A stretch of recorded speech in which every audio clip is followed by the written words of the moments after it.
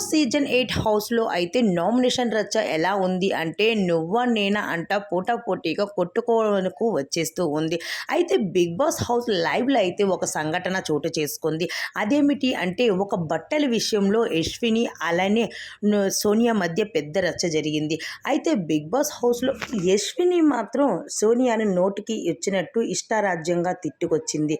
అయితే ఆ తర్వాత మాత్రం సోనియా మాత్రం ఏ మాత్రం ఒప్పుకోకుండా బీపీ వచ్చిన దానిలాగా ఒక్కసారిగా యశ్వినిని అయితే దులగొట్టేసింది. అయితే నువ్వు ముందు బిగ్ బాస్ హౌస్లో బట్టలు ఎలా వేసుకోవాలో అలా వేసుకో బట్టలు. నీ బట్టలు నిన్ను చూస్తుంటే చాలా నవ్వొస్తూ ఉంది. అసలు నువ్వు బిగ్ బాస్ వేసుకోవాల్సిన బట్టలేనా? ఇలాంటి బట్టలు ఎవరైనా వేసుకుంటారా? బట్టలు వేసుకుంటున్నావు అసలు నీకు అర్థమవుతుందా? అలాంటి బట్టలు అసలు వేసుకోవడం ఎందుకు అంటూ ఒక్కసారిగా సోనియా అయితే యశ్వినిని తిట్టుకురావడం జరిగింది.